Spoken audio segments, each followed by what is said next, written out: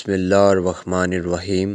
محترم ناظرین و سامعین، کیا آپ لوگ جانتے ہیں کہ مکڑی بچے پیدا کرنے کے بعد اپنے بچوں کے باپ کو کیوں قتل کرتی ہے، اور پھر وہ بچے بڑے ہو کر ماں کے ساتھ کیا عبرتناک کام کرتے ہیں؟ ایک تحقیق کے مطابق مادہ مکڑی بچے دینے کے بعد نر مکڑی اپنے بچوں کے باپ کو قتل کر کے اپنے گھر سے باہر پھینک دیتے ہیں۔ پھر جب اس کے بچے بڑے ہو جاتے ہیں تو اپنی ماں کو قتل کر کے گھر سے باہر پھینک دیتے ہیں۔ کتنا عجیب و غریب گھرانہ، اور یقیناً بدترین گھرانہ ہے۔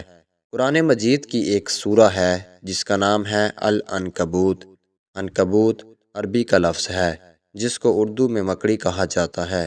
قرآن مجید میں اللہ رب العزت نے فرمایا ہے کہ سب سے زیادہ بودا یا کمزور گھر مکڑی کا ہے۔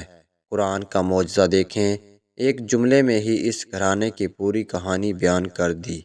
بے شک گھروں میں سے سب سے زیادہ کمزور گھر عنکبوت یعنی مکڑی کا ہے۔ اگر یہ انسان علم رکھتے، انسان مکڑی کے گھر کی ظاہری کمزوری کو تو جانتے تھے، مگر اس کے گھر کی معنوی کمزوری یعنی دشمنی اور خانہ جنگی سے بے خبر تھے۔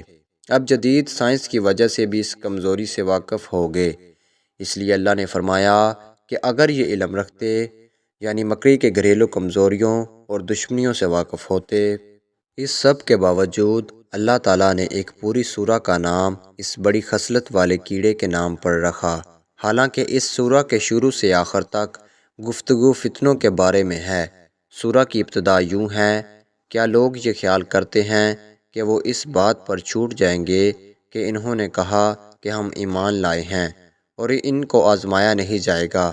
اور فرمایا، لوگوں میں سے کچھ ایسے بھی ہیں جو کہتے تو ہیں کہ ہم ایمان لائے ہیں، مگر جب ان کو اللہ کی راہ میں اذیت دی جاتی ہے تو لوگ اس آزمائش کو اللہ کے عذاب کی طرح سمجھتے ہیں۔ اور ذہن میں یہ سوال پیدا ہو سکتا ہے کہ مکڑی کا فتنوں اور آزمائشوں سے کیا تعلق ہے؟ در حقیقت فتنت، سازشیں اور آزمائشیں بھی مکڑی کی جال کی طرح پیچیدہ ہیں، اور انسان کے لیے ان کے درمیان تمیز کرنا، ان کو بے نقاب کرنا آسان نہیں ہوتا، مگر اللہ مدد کرے تو یہ کچھ بھی نہیں ہوتے۔ آپ سے گزارش ہے کہ ہمارے چینل عقیل حیدر وائس کو لائک، شیئر اینڈ سبسکرائب ضرور کریں تاکہ فیوچر میں آنے والی تمام ویڈیوز آپ کو بر وقت موصول ہوتی رہیں۔